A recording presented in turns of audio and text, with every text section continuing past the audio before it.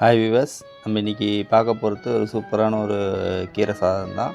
முதல்ல எல்லாருக்கும் ஒரு பொங்கல் வாழ்த்துக்கள், நியூ இயர் வாழ்த்துக்கள். ஆனால் இது நம்ம பொங்கல் நியூ இயர்லாம் கழித்து தான் இந்த வீடியோ எடுத்து போடுறதுனால போடுறோம்.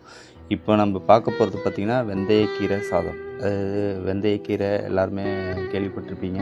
வெந்தயத்தை லைட்டாக முளைக்க வச்சு அதுலேருந்து வர கொழுந்து தான் வெந்தயக்கீரைன்னு சொல்லுவாங்க. ஒரு சின்ன வேரோடு தான் இருக்கும்.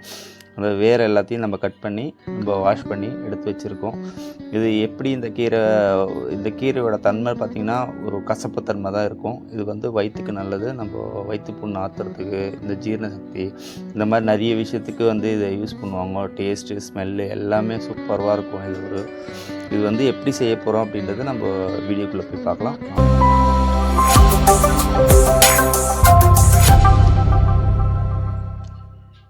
ஃபஸ்ட்டு கீரையை அந்த வேரை வெட்டிட்டு நல்லா வாஷ்